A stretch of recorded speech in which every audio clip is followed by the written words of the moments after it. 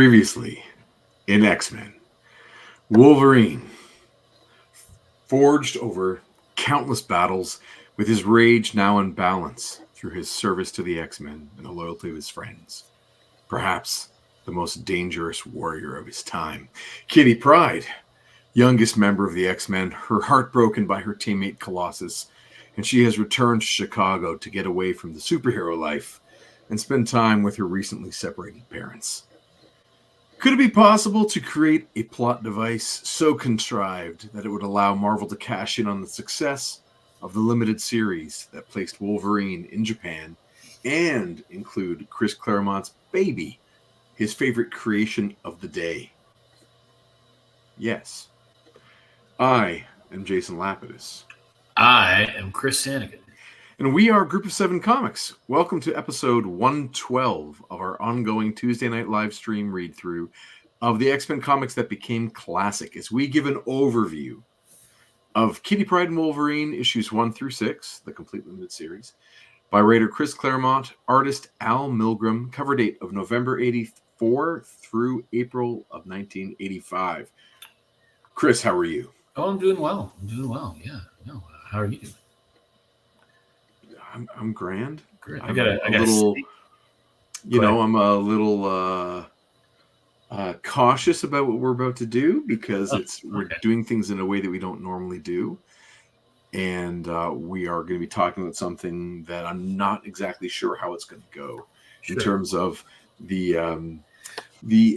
affection for the material. It's good. It's interesting to me. I'm thinking about this a lot, and so it's I kind of need to get it out and move past it and see what happens.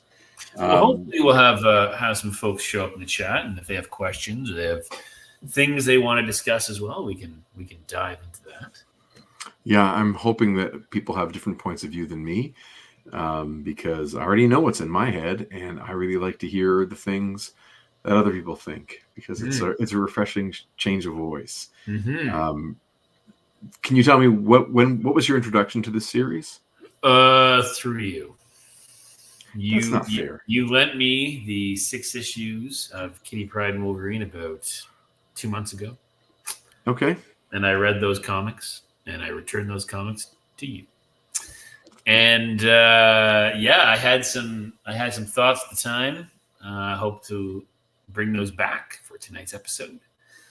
But I did not know it was a thing. But as I'm learning throughout our Tuesday night live streams, there's just so many comics that come out that are associated with X-Men and New Mutants and limited series and Chris Claremont, and we talk about the verbiage on the page. Just the volume of production is also somewhat significant. Agreed. And there's a lot out there. Once I think they realize they have a hit on their hands, the narrative continues to sprawl in multiple directions simultaneously. And those professional Marvel writers of the day, those early 80s, they could pen several issues of different titles a month, and they weren't necessarily planning way in advance with a lot of things. We've talked before about Claremont's method, and he would often open up or weave a plot thread and then leave it there, and without necessarily knowing where it's going to go. For instance, we're at a part in the X-Men narrative where Madeline Pryor is a character. She has a shocking resemblance to Jean Grey. I do not think at this moment in time, 1985, April, I do not think Chris Claremont knows where that's going. I don't think he has any idea. He just knows that it is a good push for Scott.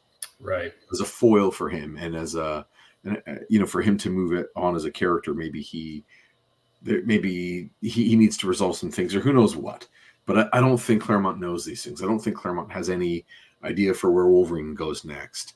I think he knows he wants to age up Kitty Pryde at some point, which I think is what this series is really about, is sort of giving a couple things, like powering her up, developing her character in a almost solo book, while maybe using the momentum from the Wolverine limited series to bring readers back to the land of the rising sun, for some more ninja battle action.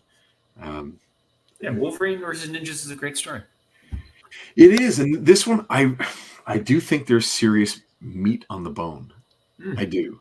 I think all the key things are there, and I mean, we can throw out, just if you don't mind, we'll like maybe talk about what we saw over the whole series after we go through it. But leading up to this, we have, Wolverine has gone to Japan and has fallen in love, has had his love returned to him, like validated, and they've parted ways based on a contrived sort of honor situation where Lady Mariko Yoshida needs to restore her family's honor, and she doesn't want to be with Wolverine until her honor is restored and she's fixed her family.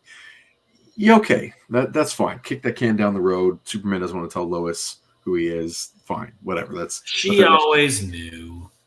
Let's let that romance go on as long as we can. I get that.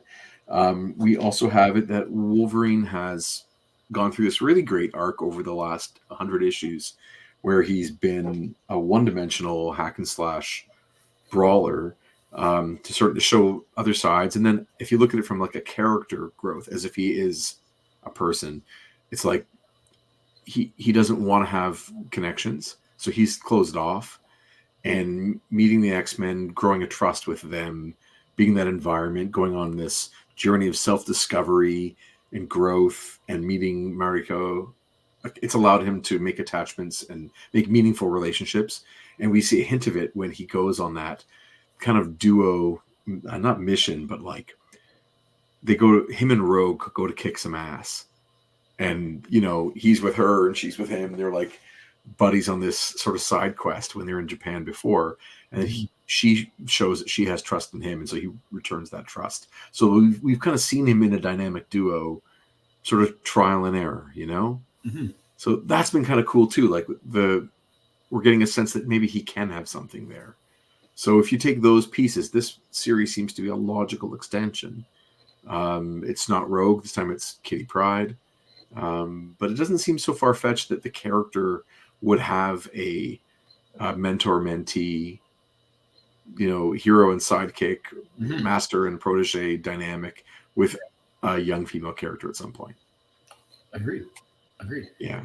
And it's there, we'll get to it, but there are things that come out of this series that, I mean, off one I don't want to top of my head, but things that come out of this series that stick around.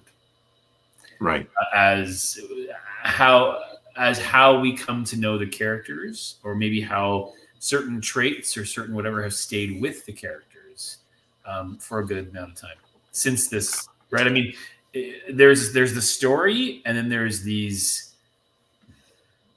artifacts that come out of this story from a creative perspective that have, this to your point, meat on the bones, have legs. And you're kind of like, oh, I don't know if that was the intention at the time, but for whatever reason, they have stuck around. Yeah, definitely. I mean, we call them artifacts. I think that's an interesting way to phrase that. Yeah. Well, I'm an interesting guy, so. Yeah, it's there's like a meta narrative too. There's the narrative of X-Men comics and of each of these characters that outside of their in continuity narrative. And then just to continue that idea of Wolverine with the young female protege, you can go ahead to the late 80s comics where he pairs up with Jubilee. And that continues to then be a little bit of a thing in the cartoon where him and Jubilee have a bit of that dynamic too. And then that is like the springboard in the first film, the X-Men movie in 2000 or 1999, 2000, where, young Rogue, or Marie as she's known sort of at that moment, where she pairs up with Wolverine for that sort of adventure to get to the X-Men. Early on, and they always have that bond throughout the series. And then, of course, like the ultimate one, I guess, would be in the movie Logan, where it's finally like, okay, enough of having these surrogate daughters. We're going to push that to its genetic limit here, and here's a clone, dude. Here's a clone of you. So, you've pretended to be a father with these surrogates long enough. Now we're really going to put it to the test. and push you to your limits. And it's kind of neat that pattern kind of begins, or I would say somewhat organically, and maybe the first inkling of it might be with that scene with Rogue in the comic when in around 171, 172. Kind of interesting. Absolutely.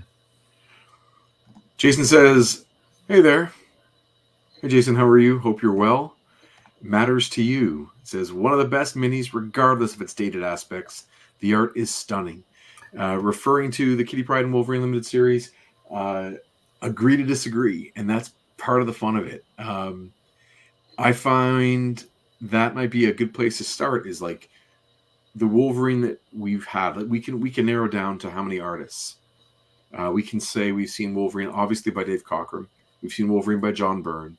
We've seen Wolverine by Paul Smith. Wolverine by Frank Miller. Wolverine by John Romita Jr. That seems to be the overall group. Brent Anderson here and there, but and a couple other fill-ins. But those seem to be the main guys. And this is our first time seeing Al Milgrom take on Wolverine.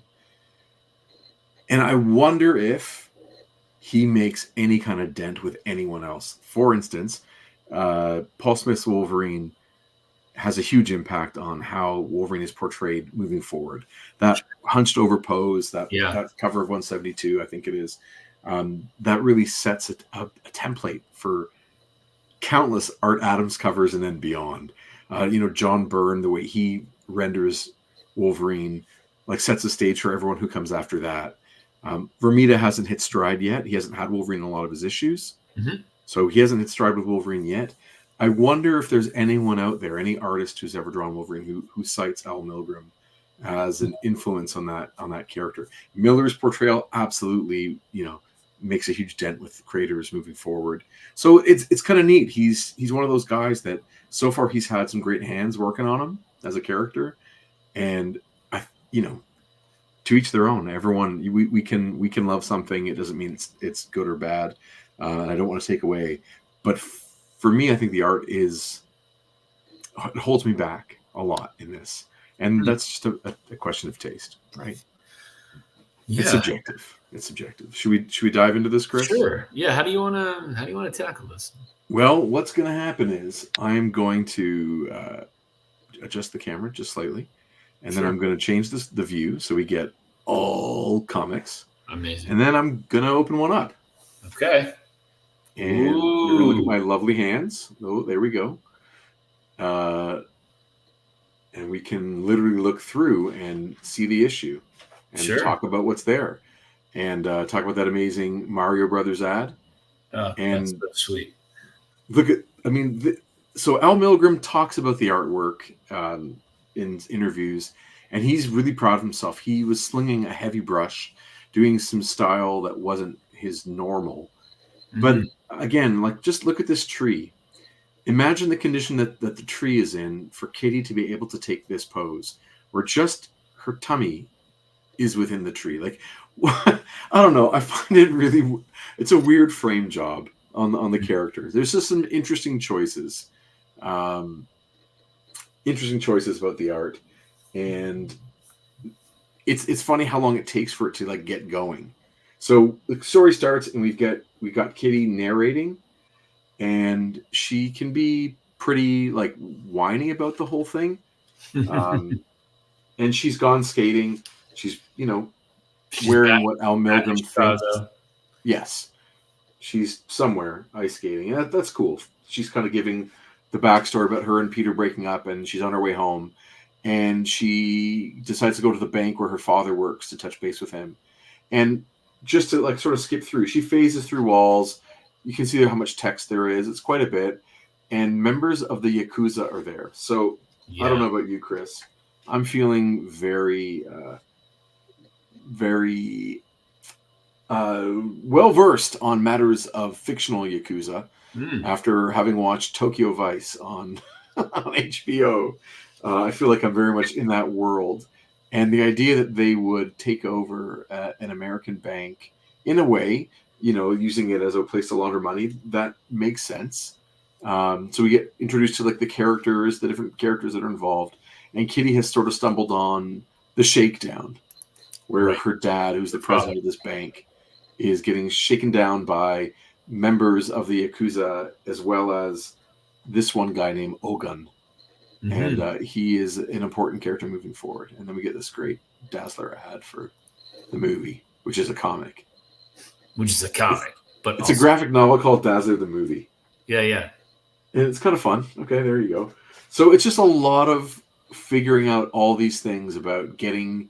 We basically just need to get Kitty Pryde into Japan, have her in danger, have her father kind of hostage some of the time. He's a very unlikable character the entire book, the Her entire father. series. Yeah. It doesn't almost make sense that she could be spawned from him. Like there's... he has no redeeming qualities. Right. And, you know, the art feels like it's house style and nothing stand out, which is fine. Which is fine. Which is fine. A little unfortunate for an X book to have just fine art.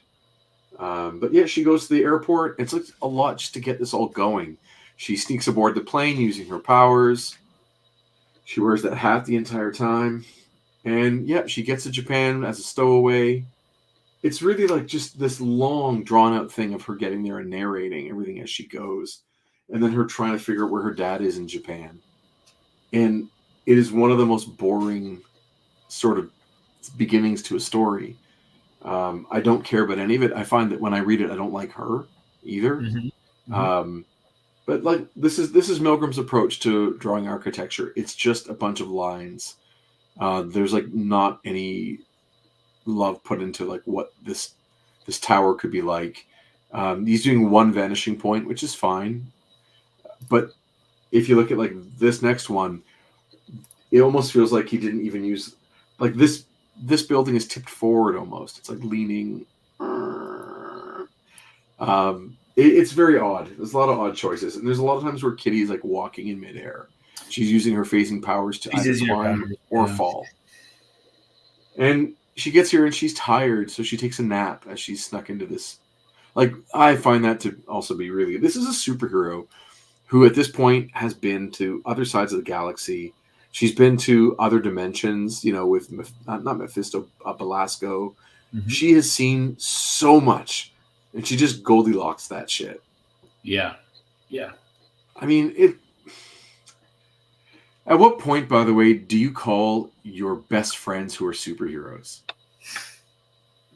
My dad's been taken by the Yakuza, Storm. I need you now. I'm going to go Professor. take care of that. Yeah. Yeah. It's very strange that she decides she's going to try everything on her own. And yet she gets woken up. She's in the middle of... housekeeping finds her. People are firing guns at her because she's basically broken into this building. Crashes out. It's like just a big mess. Leaves her skates there, which she brought with her all the way. You know, why would you bring your skates with you the whole way? Because reasons. And again, it's just all very sort of forgettable pictures. Three of these close-ups. This one hand shot. We get these two littles. It's not very interesting artwork. This one's neat just because there is a photocopy of a Tokyo street in the background. So Milgrom has at least placed her there. And it feels like this is a bit of a rush job. He's doing all duties. He's doing drawing and inking. Mm-hmm. And I wonder how much drawing he's actually doing. He might be going to ink pretty quick. Like, It's very loosey-goosey the whole time. Not tight pencils. And eventually, she has to escape this police officer, and she phases through, and we get almost like a recreation of that Wolverine getting lost in the sewer when he fights the Hellfire Club, except for the ending is her asleep, cold and tired, getting sick. She's caught a cold. And finally, she decides to make the phone call. And on the second to last page, we get Wolverine in one panel. And I kind of want to call bullshit on that, because this series can start right here. It can start with Wolverine getting the phone call, and Kitty can explain it in, honestly, probably one paragraph, that her dad's bank...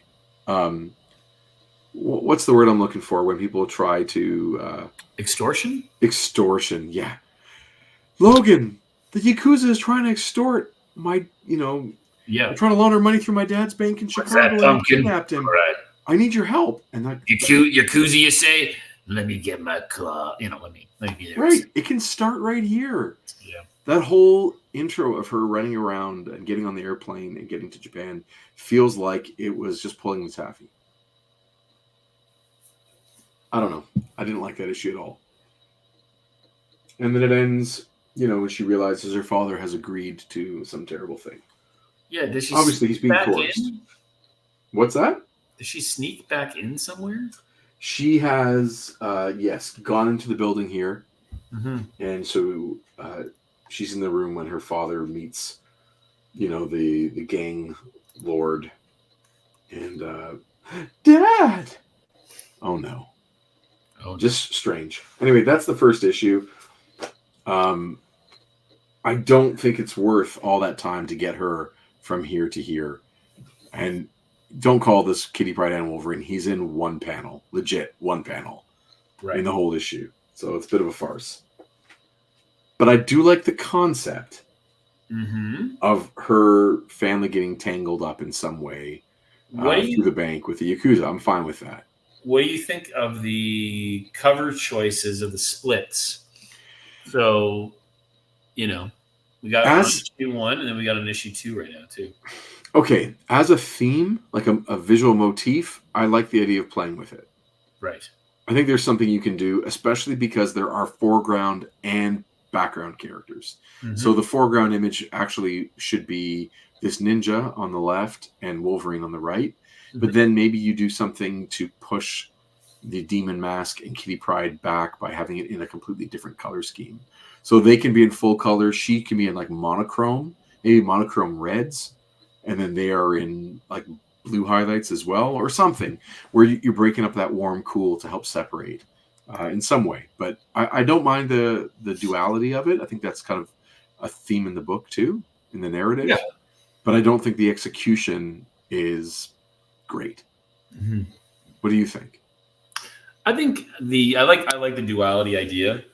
I think it's visually interesting.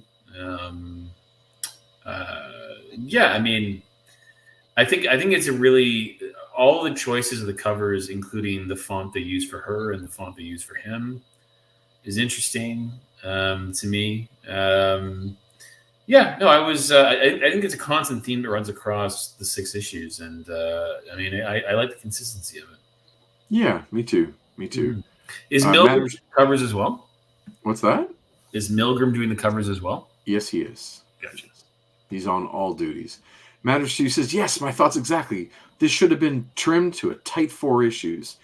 I do think that there is a great story in here, and a trim would really, really help. But all the pieces are there, right? So we've got the Wolverine protege character. We've got Wolverine on his way. Mm-hmm. So let's see what happens and see if there's other elements that make this a good idea. Yep. So here, right? She's we've got the same guy we saw back in Chicago. We got her dad there, some mystery guy, some gang leader guy, and Kitty is upset. Obviously, her dad's done something terrible, and we get an action scene where it's Kitty versus these people. Yeah. So be it. Again, a lot of talking, lots of words, lots of narration as she has to tell everyone. Didn't have lots of words. It says here, bona fide heroine. That's me. Yeah, okay. And she talks about getting her heart broken by Colossus and how this is sort of weighing on her. She did an awesome sacrifice for him back in the X-Men comics, and when he had the chance to acknowledge and pay his respects and see how it was an act of love, he came up real short as a man. The two parted ways, which makes sense, but there you go. So Kitty's dad is left behind as she's kind of on the run all the time, and he doesn't know what to do. So they give him a bit of a beating and remind him of his place. And here Ogun gets some kind of interesting underlighting. Like, this guy's starting to show how terrifying he actually can be as an antagonist here. So we're going to learn a little bit more about Ogun. Yeah. Here for some reason is Richard Pryor and children. I mean, do you ever watch Pryor's plays? I don't remember if I did. I mentioned, I think, in a previous week about watching a movie called The Toy, Yes. where he Yes. gets bought by Jackie Gleason's kid Yep.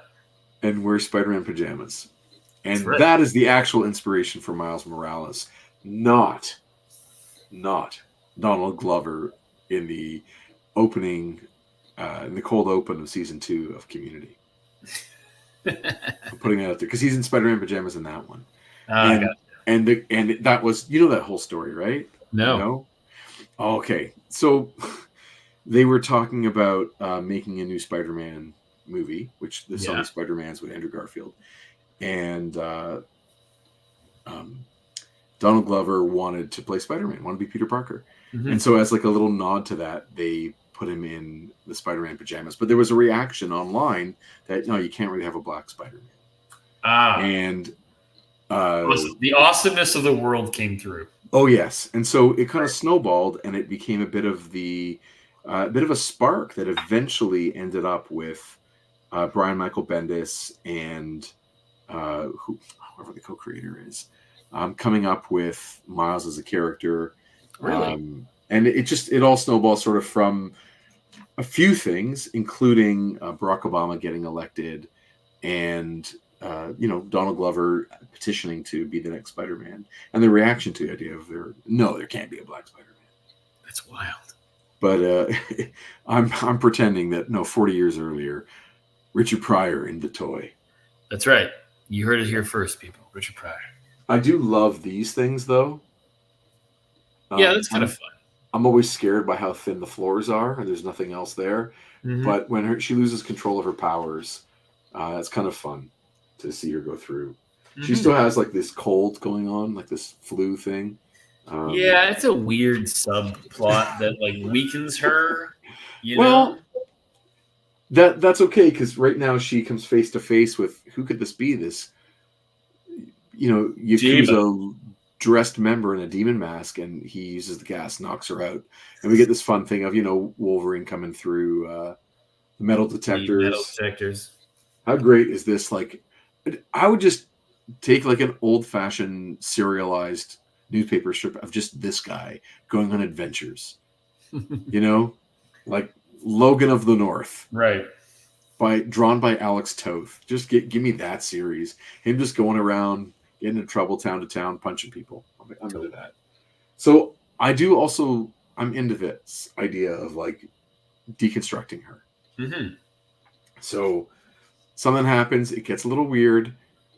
She's paralyzed, and this demon ninja, takes her clothes apart with his blade and starts to chop at her hair. Yeah. Kind of starts to take her apart bit by bit, and she's completely paralyzed by the whole thing. So she's going through the worst experience of her life. This is a very personal assault, and you can read that. You can interpret it lots of different ways, but she is basically being broken down to her core, and we'll see what happens next. Mm-hmm. So yeah, he gives her the haircut.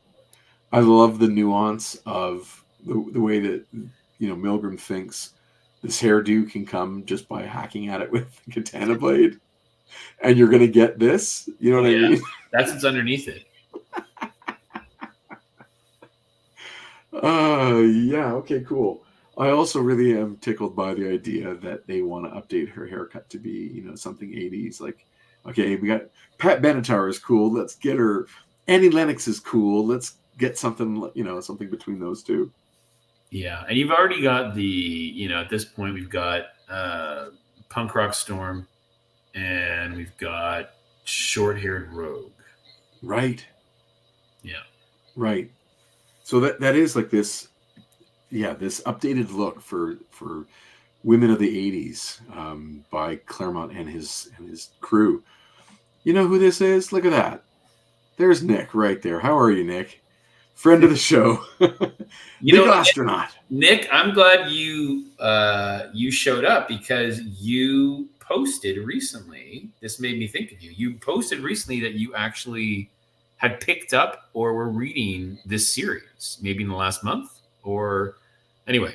So I was hoping that you would either maybe show up or I don't know, share a thought somehow with us about the series, because I know that it seemed to be recently on your radar. At the same time, you know, we've had guests on the show before, Nick included, and I did not want to ask anyone to do this one with you and I because I don't love it. So I feel bad. I wouldn't want to make anyone read 6 issues that they're not completely in love with anyway. Oh, yeah. Jason Jose says Madonna Rogue coming soon. Oh yeah, a good call. Trevor says, I believe most hairstyles in the 80s were done with katanas. Absolutely. You just went down to your local mall and they katanaed your head. Yeah. So he also splits open her clothes right as way. I mean, it's demeaning her completely. And then here she is basically, you know, essentially topless. And the final test, and she doesn't even move when, you know, the sword is placed toward her head and she's nothing, right? She can't defend herself. She's helpless before this monster. And he's in complete control. And again, the idea of that, I like the idea that there is this person that breaks her down. He's captured her and he completely breaks her. Right. Because this is going to go somewhere, you know, and that's totally fine. He's actually turned into a baby. We'll get to that in a second. Yes, Nick says, yes, I read it about a month ago. It's good, not great, to be honest. Kitty is a childhood fave, though. Yeah, I feel similar to you. So here he's got, now she is a baby, right? He's like, she's fallen down and all that's left is him and a baby. And he says, so we begin. And he does his moves and then the baby toddler does her moves. And here we get her as a toddler. So it's a little weird, maybe. Only a tad. And we have, of course, like I'm going to, aside from the way that Milgrom renders, like the way he draws and handles a brush, I don't love any of the poses. All of his poses look a little bit off. They look a little bit counterculture. Like they lack a little bit of polish and grace. So I get what all of his poses are doing. And I think if this was, let's say, a black and white comic in the like indie explosion of comics in the mid 80s, like a Ninja Turtles, sure, I wouldn't be critical of it because it's a person who is kind of doing it without an art director and without the resources of Marvel Comics at the time. But he's not. He's doing this with a powerhouse behind him, and a kind of I expect the poses to shine and to like make me want to like. There isn't one character that actually looks great, and they look good, but they don't look great. And then, of course, there's the problem of drawing children, which a lot of these men have, like Byrne and Romita Jr. Sure, yeah, these artists are not immune to the problems of drawing kids. So yeah, he throws the throwing star, and she throws the throwing star. Oh, this reminds me, especially this part of that scene in Ninja Turtles. Where Splinter the Rat copies his master, you know, learns ninjutsu by watching his master go. You mean in the movie?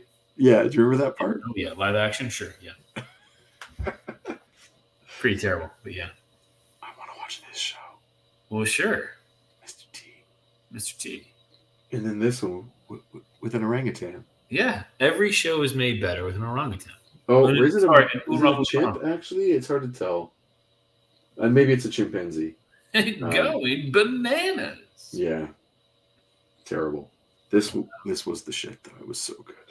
Spider-Man and his amazing friends. Yeah, it was my gateway in. Anyway, then yeah, he's working the bow staff. She's working the bow staff. But suddenly her hair is longer. Right, because she's growing. You see, she's becoming. She's as she trains, she is on her way back. There's some symbolism here. I mean, I think that's all that's there. Right. And it continues, and you can see some of the influence from like the Miller page layouts a little bit. I think with some of this playful graphic, negative space there too. Yeah, right here. Yeah. Can you imagine how cool this would have been? By the way, if this had been a Miller co-production, if you think about it, at this moment in time, he's just done Ronin. And he's probably in early stages of getting Dark Knight Returns together. Wow. But it would have been awesome. Nick continues, I had Mr. T t-shirts from the cartoon when I was a kid. The show is about him and a gymnastics team. Yes, it is. Teaming up to fight crime. I mean, he had such a moment, right, with the A-Team and Rocky 3. Yeah, of course. Rocky Come on. 3. And again, this is, obviously Master and Apprentice.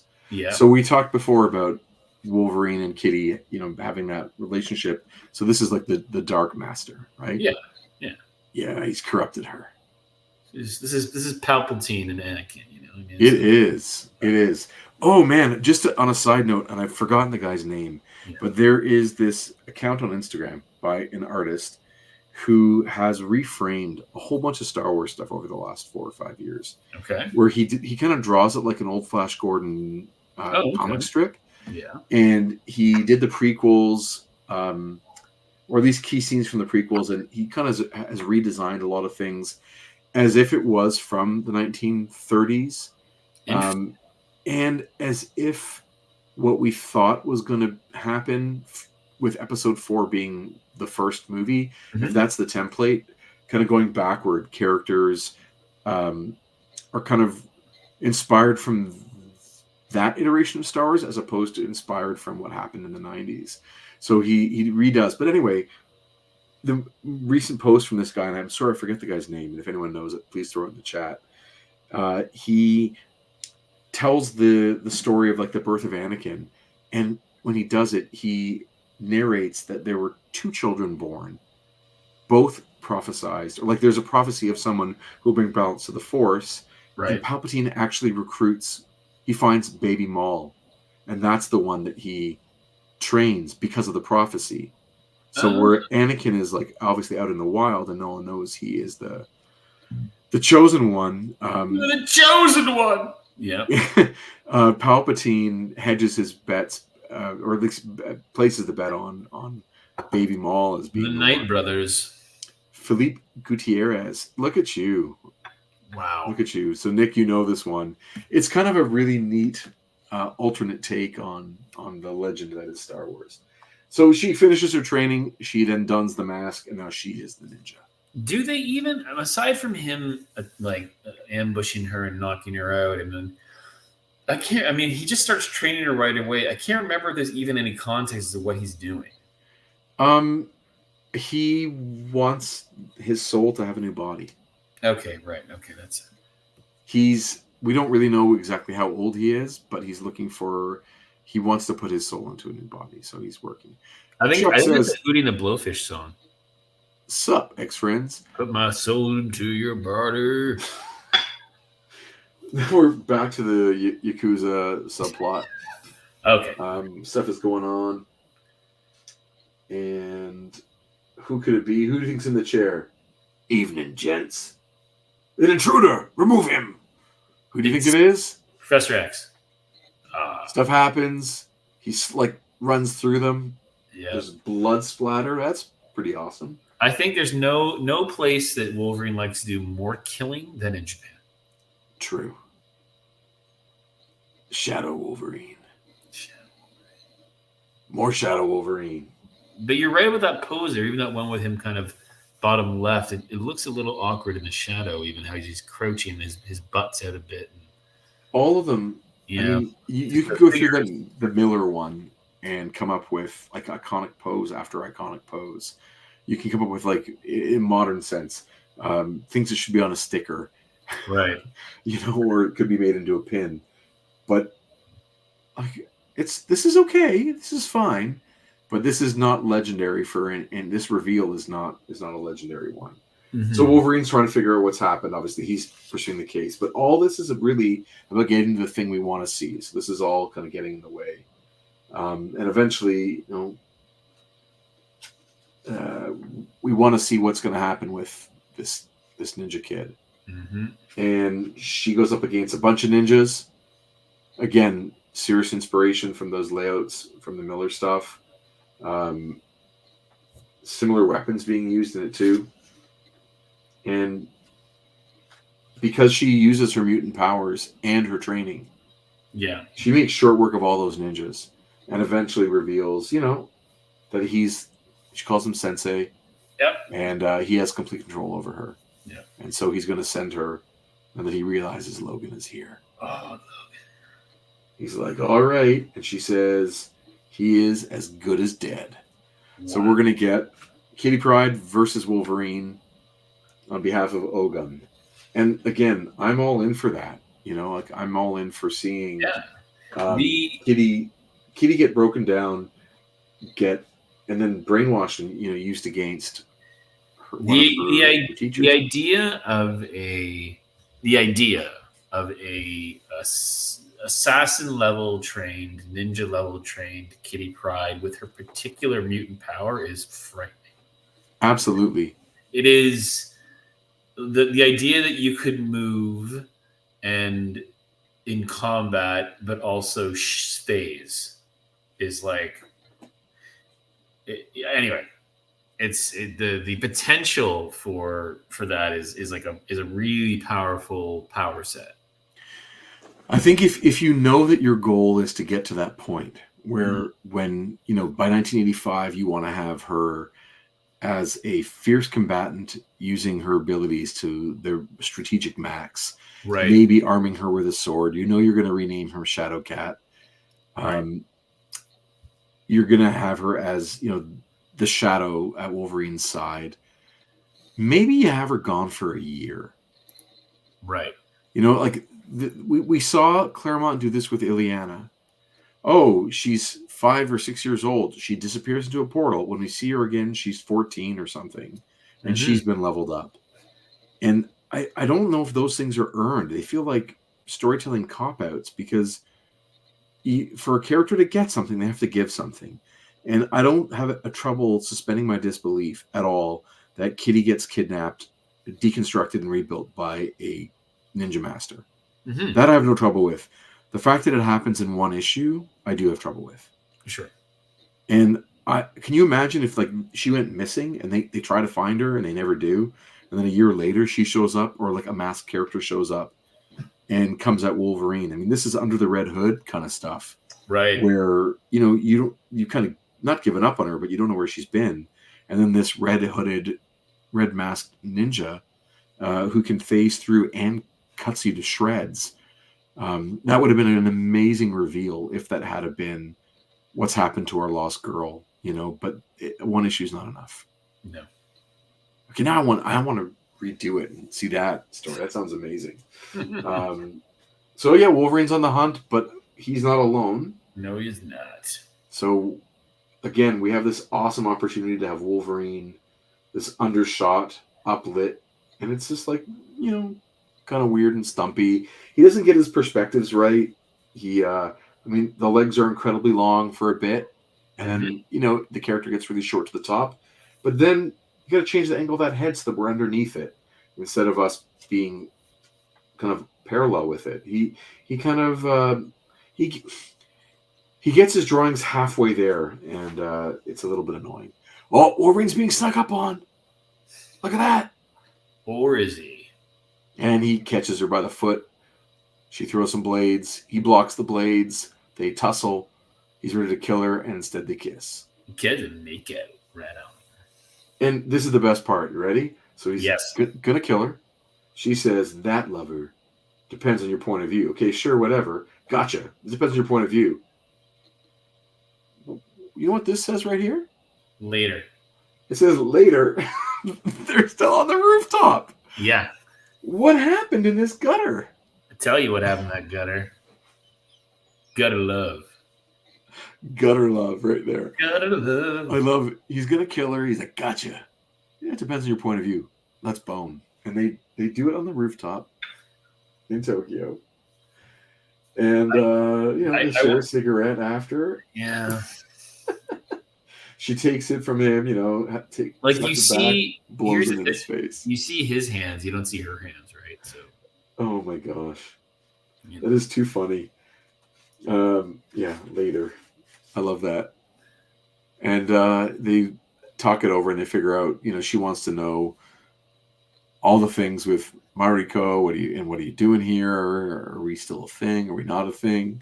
Are we still a thing? We just banged in the gutter. Yeah, but she loves him. Like she's ready to devote herself to him and believes that they are soulmates. Also believes that her and Storm are soulmates in a way too. Right. She believes a lot of soulmates. Yeah. Chuck says they banged in the gutter. You got it. Are we still a thing? Well, no. Mind out of the gutter. Yeah. It's hard. It's so hard. You're the crazy one. You're the crazy. And she tells basically they part ways. Supposedly. So she takes off, jumps off the roof, and he's going to go track down. So casual, just swinging down from that roof, you know. Yeah. Good times. A lot of pictures of Wolverine on this. Like, it just feels like a lot of little Wolverines. Little Wolverines. And I'm not sure if a lot actually happens. I like that. Stink Bomb. I always feel like that's a kid's name for it. A stink bomb. It's also a great kid's comic book character name. Villain, of course. Henchman. I love this panel, actually. That one has, again, some Toth to it. I don't know. There's something about that. That layout is great. And the chunky rendering I'm into. This one, not bad either. Like, I like... That feels of a certain era to me. And I wish it was more... of this, but he's not able to keep it like that. Anyway, we all know Wolverine has a healing factor. You know, he's getting poisoned. He wants to let his body do the work. And I want to throw this out there. It has been long talked about for the last 20 years about Wolverine being too overpowered in the movies and probably in the comics too. Okay. Chris, do you remember reading Civil War? Like, did you ever read any of the peripheral stories? Did I read the peripheral stories of Civil War? Yeah. I don't think so. It was a tie-in in every Marvel title at the time. Yeah, sure. And if you can remember, there was a character, I believe his name is Nitro, or was the character's name Nuke? Man, it must be Nitro. The one who starts it all, kind of? The one who blows up Stamford, Connecticut. Yeah. Accidentally. I think his name is Nitro. Anyway, I think it's Nitro. You guys can throw it in the chat if I'm wrong. And Wolverine decides to basically go on the hunt for Nitro in the Wolverine series. And he's going to go kill him for killing all those kids. Anyway, Nitro explodes with Wolverine in proximity, and Wolverine is essentially stripped down to the bone. Yeah. And regenerates. You know, and I find that if Wolverine can come back from those time and time again, I don't know if it's worth anything. Like, are there any stakes anymore? Right. So I mentioned this because, you know, again, maybe one of the best Wolverine movies is the last one, Logan, where he's dying of cancer. You know, the doctor tells him that, like, basically his adamantium has been poisoning him this whole time. Mm-hmm. And his healing factor is just not cutting it anymore. So we know he can't come back. Like, we know he's not going to heal. And they did that also in the movie called The Wolverine. They strip him of his healing factor somehow, mysteriously, which I don't want to spoil the plot if anyone hasn't seen it. But there is a plot device that allows that to be the case. And I find that maybe those are some of the best moments for him, is when a bullet hurts and a blade is like, he could bleed out. You don't know if he's going to make it. Yeah, absolutely. The Wolverine who can bounce back from a nuclear explosion, it's too much. Mm. So him getting stuck in the leg and get some poison, and maybe it's going to wear him down. Like, I like that idea that he's not going to necessarily survive everything. For sure. Oh, look at that sneak attack. Wolverine, look out. Watch out. I mean, this is a great example of just, so he's making a face, he's getting fist to the cheek. Like, it's not the most visceral, dynamic artwork. It's serviceable. Right. I mean, these remind me of choices I would have made in 2017. Like, not great use of space. If you'd like to see our early comics, please check out Crypto 7 Comics, issues 1 through whatever you think is appropriate. I'm thinking specifically of issue 2. And that was the feedback I got when I showed my artwork to an editor from, I think, IDW. What do they know? No, come on. He was right.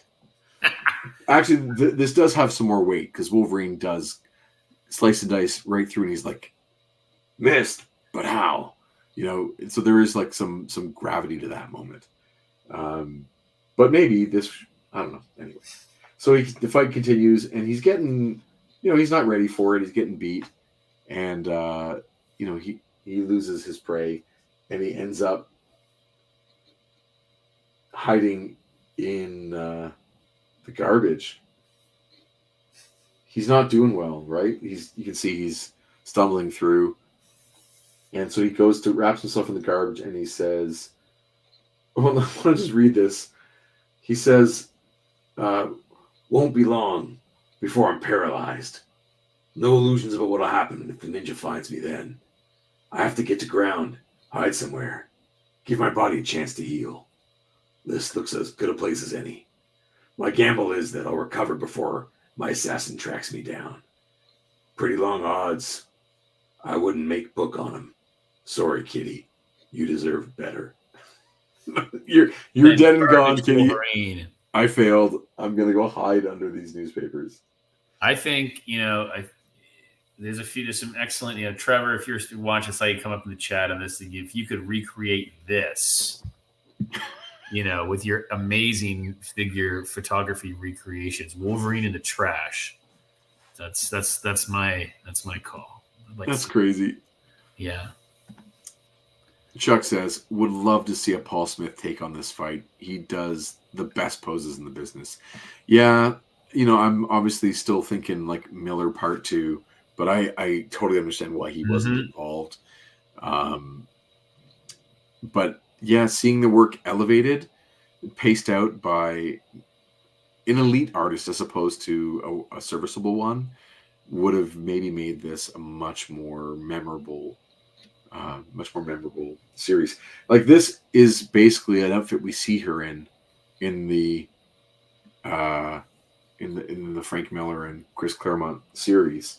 So you know, he's not really inventing anything new. He's just going with the old things. Yukio finds Carmen drunk. Carmen being Carmen Pride, and caught you, little spy. Someone's got her. It's that big guy. It's that sort of sumo character. A good trope, right, in these stories is one of the enforcers has got to be a big sumo type guy. A sumo with no honor.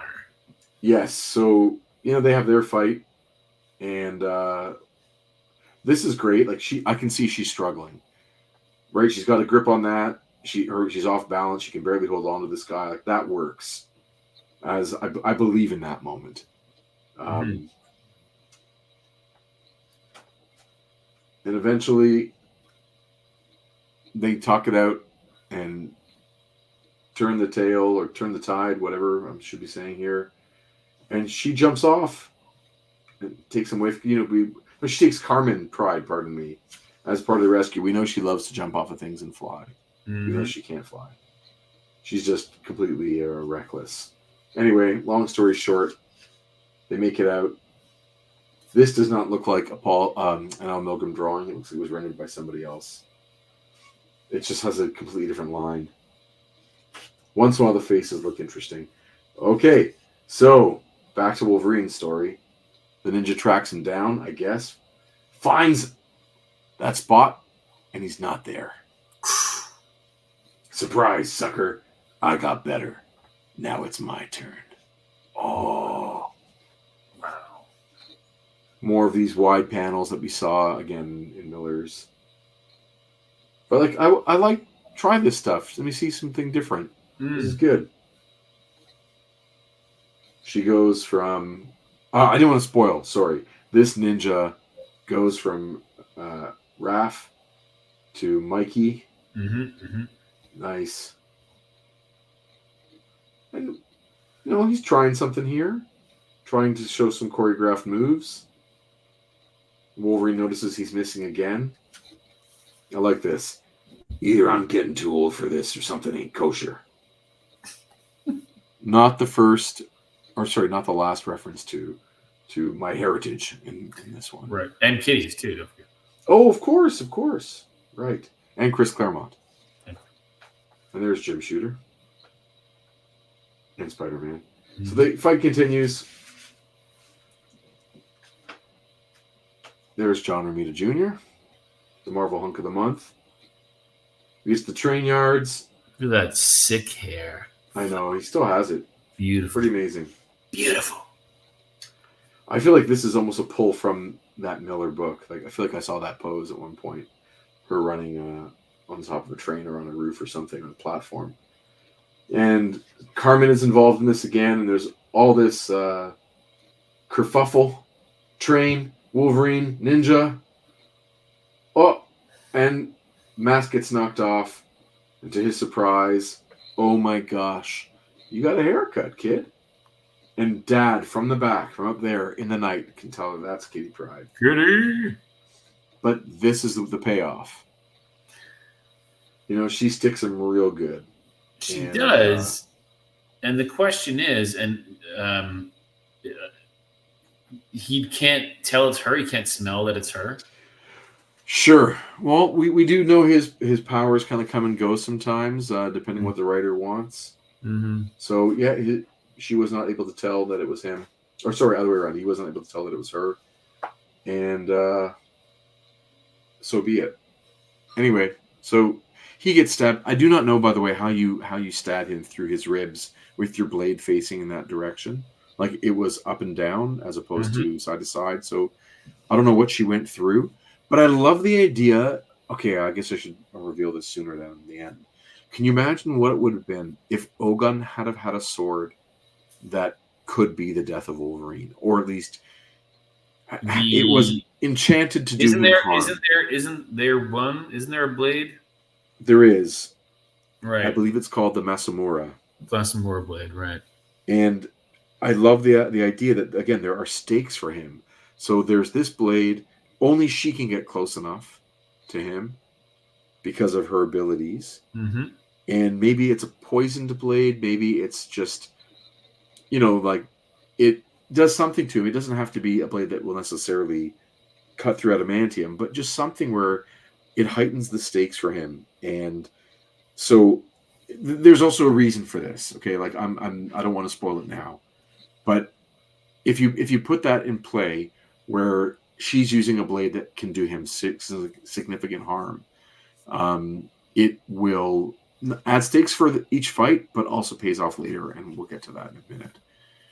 Matters to you. I will say the artist has negative spacing issues, but maybe the thinking was the action would be more dynamic. Yeah, if this is written Marvel method, which it probably was, Claremont and Milgrom are hashing out the loose plots. Like, Milgrom is hearing what Claremont wants, generally speaking, and then he controls the pacing and what happens in each panel. He sends the pencils back to Marvel, and then Claremont is writing for the panels that he's been given. So it's this sort of back and forth thing. And that's one of the things that makes an artist great, is how they pace out a book, how they pace out those pages. And you can, I think if you're a really great artist, you could probably encourage Claremont to write less, maybe not. You could try. Somehow Miller was able to get some really great action out of him. But anyway. So, again, I find there's no reference. Like, this is a crazy road, which is fine, but maybe look at some Japanese roads. I don't know, just take a look and see what these Howies might look like, or these mountain oceanside. Like, these waves are so stylized. If the whole book is like this, I'm okay with that. But it doesn't feel, I don't know. So we've got here a car with Carmen Pryde in the backseat, unconscious, dying Wolverine or bleeding out Wolverine. Yep. Captured Kitty Pryde with her hands tied. Yep. And Yukio driving. How's that going to go, my friends? Well, I mean, it's a car trip, right? I mean, anything can happen. Sure. So Wolverine's he's not doing well, and Kitty's unconscious. And for whatever reason, Carmen Pride is being written in a way that he's such an ass that Yukio stops the car and pulls him out over the edge and basically says, if he dies, you die. So shut your mouth. You're the worst human being I've ever met. And do I make myself clear? He's like, yes. And they look back, and of course, Kitty has woken, and she's phasing out of those ropes. Surprise, surprise. Off she goes. And Right. Yukio has to chase her down. So they had her for a minute. It flashes back, retells part of the story about her stabbing Wolverine. And she has a good martial arts fight. There's a chop here. A tackle there. Check out the guns. Oh, yeah. Fit for life. And eventually, Kitty Pryde loses that fight. Which, okay, sure. And they go to northern Japan. They go to where a stronghold of Clan Yashida. They go to a safe house, and everyone gets a chance to recover. And again, as a plot point, yes, they absolutely should. This is where in the story you go there, and you recover and you make those changes to the pace of the story. That's absolutely the correct place. Wolverine is in terrible shape. Kitty's having nightmares. She's definitely not free of Ogun's hold on her. And they wake up and they have their first kind of talk and they figure it out. She thinks it was true, and then she's worried about it was a nightmare. And she realizes it's actually all true. Her hair is like this. Yeah, right. She's like, no, not my hair. No. Give me the katana cut. Do I have a little rat's tail? Yeah, you do, kid. Yeah, you do. And they eat, and Wolverine is recovering. And it basically goes like Wolverine now has to unprogram and rebuild her. Or, from his point of view, help her find a part of her that was always there. So get her back to who she was, but of course she will be forever changed. A lot of talking to figure that out. And he tells the story of two sword masters, two masters of the katana, one being probably Ogun. It's implied that this is Ogun here. And the other guy is the most famous samurai or most famous sword wielder in Japanese history. His name is Miyamoto Musashi. That's right. And you can read about him in many a piece of folklore or legend or history. He's all across Japanese history from a few hundred years ago. As a kid, I had a choose your own adventure time travel one where you have to go back and get his sword or one of the swords he made. Ooh, what anyway, happened? The idea is that these two masters are opposing each other on a bridge only one can cross. There's only enough width for one person. And so they each pull their sword. Which is the only sane response. But then they realize they are of equal ability and they don't need to fight. So they both sheathe their swords or put them back in the scabbard without ever having to even take a swing. So there's something about that he feels that this is poignant for some reason. And that maybe she says she doesn't get it, but it might be that maybe Wolverine and Ogun are the two masters that can't fight because they're both so equally skilled. We're not sure. We're not sure what he's trying to say. They both hate crossing bridges. Yeah, the conflict was resolved. Metaphorically. Yeah, there's like a metaphor and then there's something real to it as well. We're not exactly sure just yet. But these guys were so skilled they could take a perfect measure of each other. And he wants Kitty to fix this garden, right? By raking the stones, it will reveal some truth to her. She doesn't understand. Of course, Wolverine is still really injured, so he needs to recover. I think he's having her work in the garden as a way to kill time. But she's smiling again. But the neat thing is that when she looks at the pattern she made, it does not resemble her.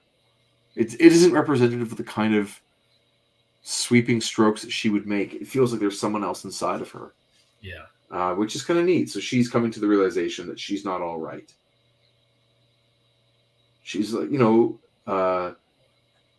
she says it's so beautiful, it's perfection, and that isn't me. And Wolverine says the kind of garden a Zen master spends a lifetime crafting, in mind as much as substance. And she says, but not a teenager from Chicago. I shouldn't know where to begin. Wolverine, what did Ogun do to me? So she knows there's something else in her now, and she's fully aware.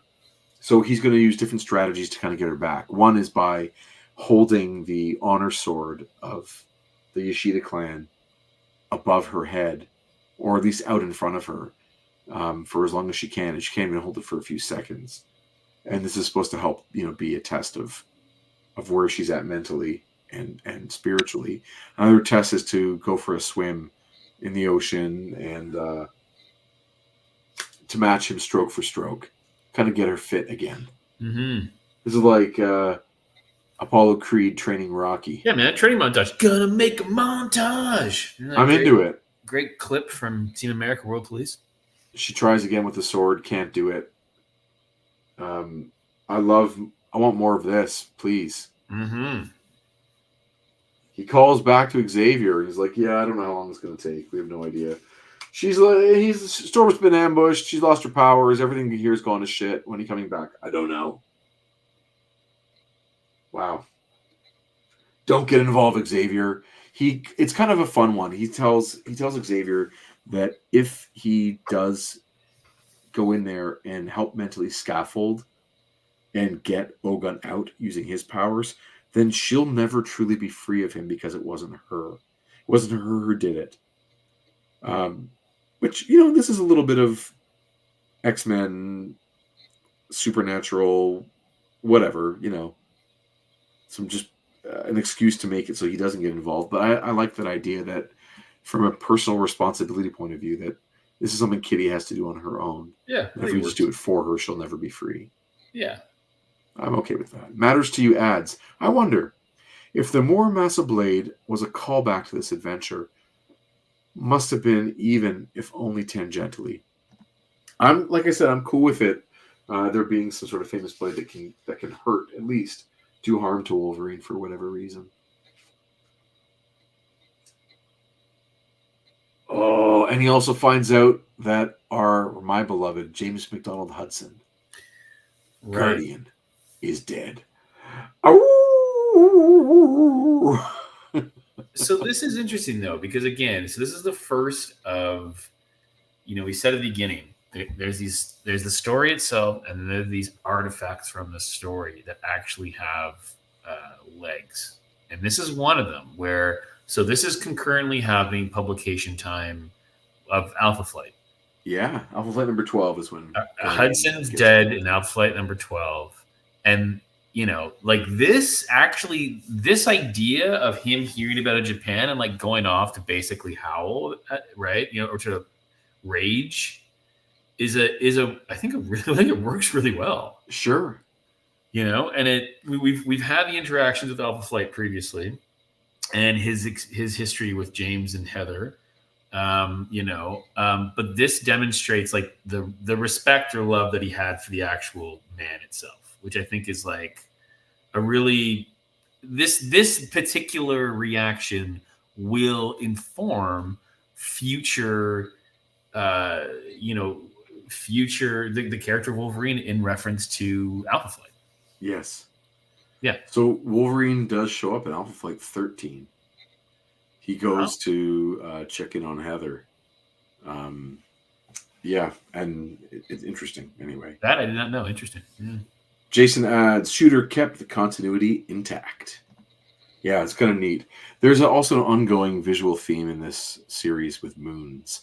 The moons are always massive and often get like some serious detail in them. And it can be distracting at times, but this one's fine.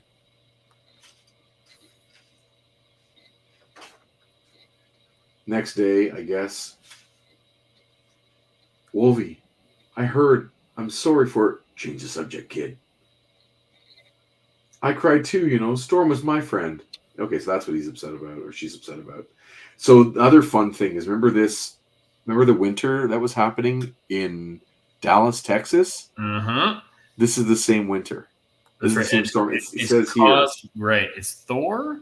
It is. It's the Casket of Ancient Winters.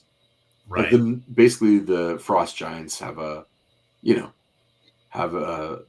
totem or an artifact of some kind that's magical. Anyway, so they're still talking about figuring out what's inside you, and you got to fight. Get up. I can't. You won't. All that kind of stuff. It's your choice. Live or die. Struggle or surrender. All that kind of regular banter. I wonder where they got their snowsuits from. And of course, this is the greatest ad of all time. The ad for G.I. Joe comics, or sorry, G.I. Joe, the cartoon on video cassette. Only And how much? I love it. Duke says, just because FHE is releasing G.I. Joe, a real American hero, on video cassette, doesn't mean those snakes are whipped. Scarlet adds, not even if our tape is so affordably priced at $39.95 that every kid can own a copy, which by today's dollars, what was the number they came up with last week? It was like Cutler said it was like 100 and what? $280 or something. No, It's it is insane to think that kids could spend $40 on a video. Every kid. So funny. So they get back to the house, and of course he's still screaming at Wolverine. You left her! Oh my God, you're the worst! How could you? She's my daughter. She's gonna die. And Wolverine barely made it back alive. He's really suffering, but she showed up. She did it. She's found that inner strength, right? Or at least to some degree, and she's furious. But maybe she needed that tough love. And next thing you know, she goes into the tub. Okay, cool. We're going to sexualize her for a minute. That's okay. That's all good. And she goes to take that sword, and she decides she's going to continue to push herself. And she doesn't realize, and Wolverine says to Yukio, her bed hasn't been slept in. She's been at this all night. And which means she doesn't even realize how strong she's become. She can do this. Come on, you can do this. Look at that. Daytime. The rising. That's a moon. Yeah. Weird moon. And she's been at it like for basically 24 hours. And then she sees Wolverine asleep on the floor, in bandages. And says goodbye. I love the headband. Wrist wraps. She is Karate Kid. She is Storm Shadow. Where is she going? I think she wants to head to Tokyo. Gate 17. Tokyo. Next issue, Courage. Like, this does not look like Kitty Pryde anymore. No. This one does, but that one does not. Oh, Santa Claus Iron Man. All right. I like the idea of this. And we've talked about scarves. We talked about this for the Peregrines. Yeah. And there's some similarities in some of that design. And Kitty does keep a sash that, has that look. I mean, just to get into the hour of power with the action figures, like here is the figure that is sort of the representation of this time period or just slightly after. And that waist sash for the movement. That's a pretty good one. But well, I mean, in this particular, it looks Captain Boomerang-ish. I'm not gonna lie. Oh, big time. But I like the idea that she can put this, up over the bottom half of her mouth or bottom half of her face to make it like a ninja outfit. Chris, I want you to experiment. It's a physical experiment, if you don't mind. Yeah. And try to strike this pose. Like you personally, like try to get that fist right in front of you. It's like it's not a natural thing to put it right down the middle. It is off to the side, angling across, but they wanted that motif, right, of the split in half again. And although this pose is fine, this one on its own is kind of awkward. I don't know. Weird. So she's doing ghost ninja stuff. Ninja ghost stuff. She got a ninja outfit. She got from somewhere. That's cool. She's going after to fix the problems with the Yakuza. And then so much inking on that. Like, that brush cross-hatching is crazy thick. She does a lot of that moonwalking, like across, one building to the next. Falling again. There's a lot of explanation as to what she's doing. I do like this one, though. Mm-hmm. The DeLuca effect, as it's called. Ooh. Looks like she's got a beard in this one. Like a stubble.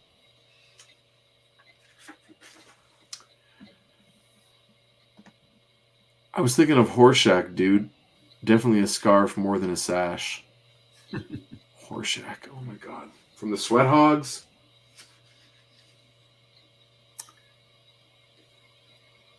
Her versus a helicopter is kind of weird. Yeah. But okay. Folks, there's something floating on thin air out there, Jim. Right. Do they have names? Yeah, Tetsuro, which is a tradition that Claremont has of naming characters that aren't important. Oh, I love this. Base to Thunder Blue, as in like Blue Thunders in that time period. Say again, Goro? We don't understand. So it's Goro and Tetsuro. Anyway. A page for some reason. So she gets back and puts on this eye makeup to make this mask. Sure. Right. Just so weird. I get it's sort of like that 80s kind of glam rock something or other. She's got her Ziggy Stardust hairdo. Mm-hmm. Wrong decade, I know, but it takes that long for the old guys at Marvel to know what's going on in the streets. As a superhero outfit, this is sort of the reveal of her. Right. So again, here's the other thing that sticks around is this version or close enough version of the outfit. Yeah, that baggier sort of jacket up top, which kind of eventually kind of turns into a bit of a puffy blouse, but the popped collar, something sash or belt like, some draped object, lighter blue for the bottom half, darker blue for the top half. Like this is for people like me, like iconic Kitty Pryde. Here, of course, it's a classic superhero mask. Here it's just makeup, and it doesn't do it for me as makeup.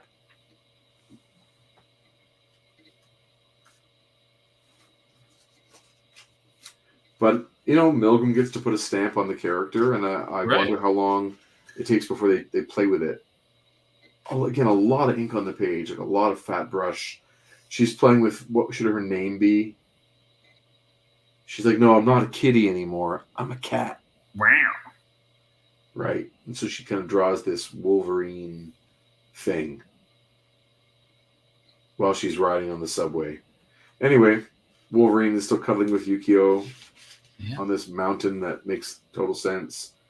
And did it say there that Shadowcat is her name, or she's just a cat? It does. I mean, I don't want to read it because it's really lame. Mm-hmm. Mm-hmm. She says, yeah, I'm not a kitty anymore. It says that right here. Mm-hmm. Much as I wish differently, I've grown up. I'm a cat. And I like the shadows. A whole lot more than the daylight.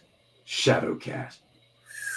Okay, and there you go. There's another thing that comes out of the series is yes, it does. Right, not Ariel, not Sprite, Shadowcat. She literally says that here. By the way, I like it. It suits me better than Ariel or Sprite. That's for sure. Amazing. Yeah. Just in case you'd forgotten. Oh, here's like that a weird moon.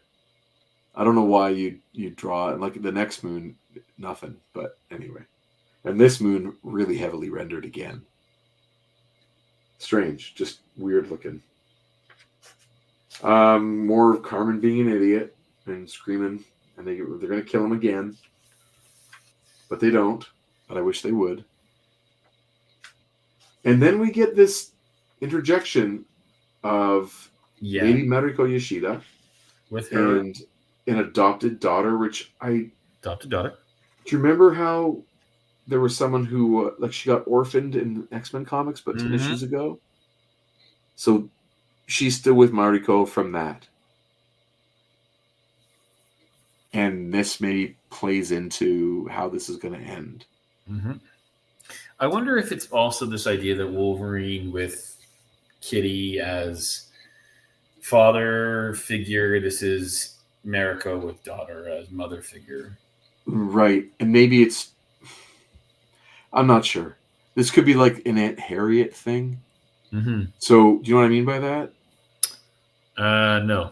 Okay, so on Batman and Robin, sorry, on the Batman 66 TV show, Mm-hmm. it was Batman, Alfred, and Robin living alone in a house together.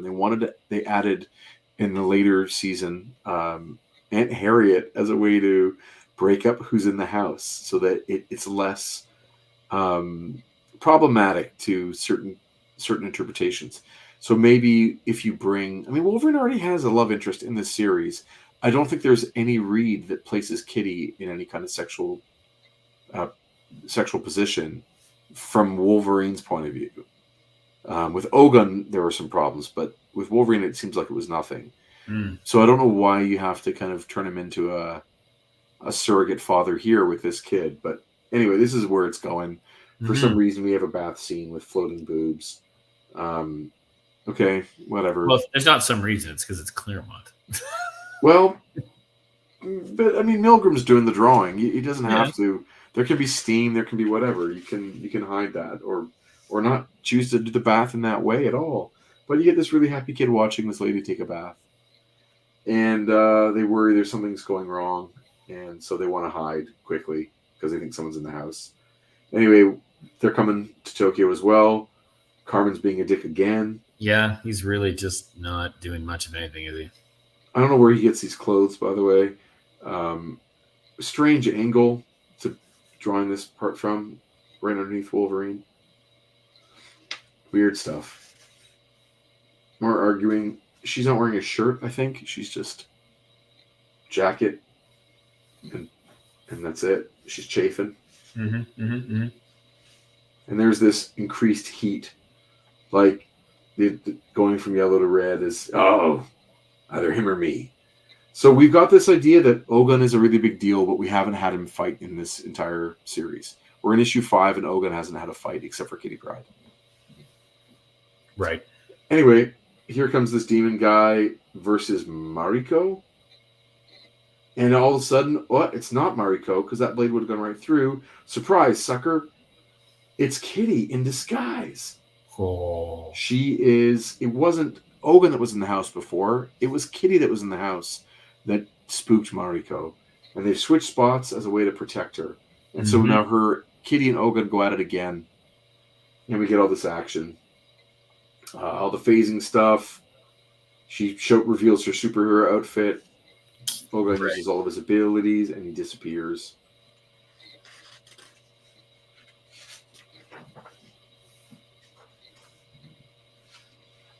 More of that phasing stuff. More fighting. Either way, we get the fight. And that's fine. They deserve to have a rematch. But it's a lot of her narrating things, and it's not that interesting. Her narration is kind of annoying. Fight keeps going. She's trying to protect Mariko and the girl. Weird effect of that makeup. Like, it just isn't... I'm not sure that they know exactly what it's really supposed to be. Right. But anyway, fighting.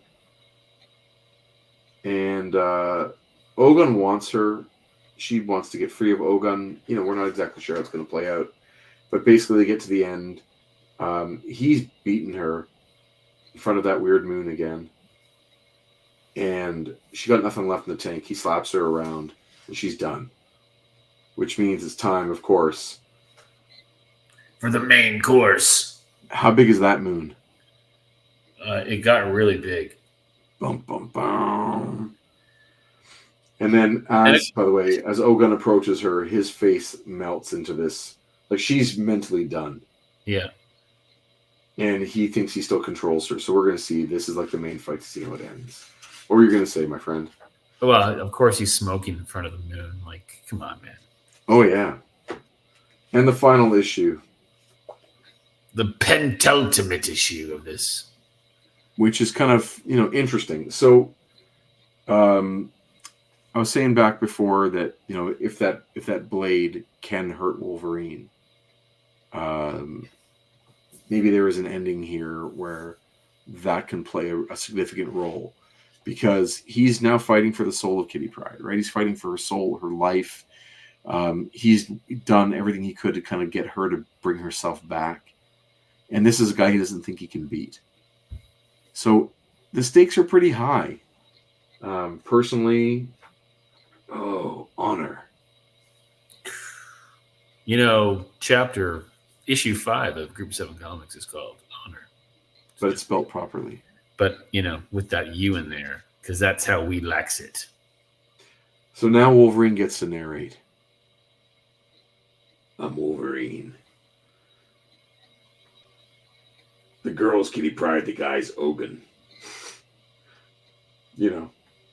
Before tonight's over, one of us is going to die. I love it.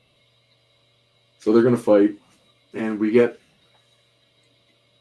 now that reframing of that story of the two masters. And they look at each other, and they're like, yeah, we're the two masters, dude, so we shouldn't even fight? No, they fight. Mm-hmm. So I'm not sure how apt a metaphor that was if they eventually do fight. So he puts on his mask, they go at it. She's like just toast there. Mm-hmm. He pops his claws with the awesome shine. I love it. The light is hitting, all of his claws, but it's not hitting anything else. So I'm not sure that's how light works. Source that is. It's so weird. Anyway, and again, like his poses, they're strange, but they fight anyway. Okay, so some good action. They're fighting on the rooftops.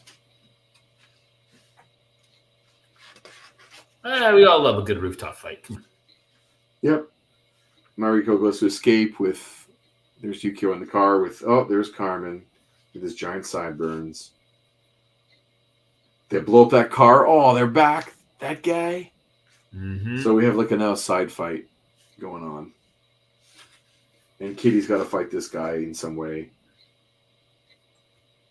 Her and Yukio got to fight this guy. How cool would it have been if she just phased him into the ground? Even better. Like and kept him there like in a movie. Yeah. She gets called Kitty, and she's like, "I'm not a kitten anymore, Yukio. I'm Shadowcat." I'm Shadowcat. Okay, T-Bone. But I'm into this, That side fight's fine with me. Weird stuff with her, up in the air. And Wolverine's running through a pachinko venue, like a game hall, Mm-hmm. Bystanders are getting in the way. Some local criminals are getting in the way.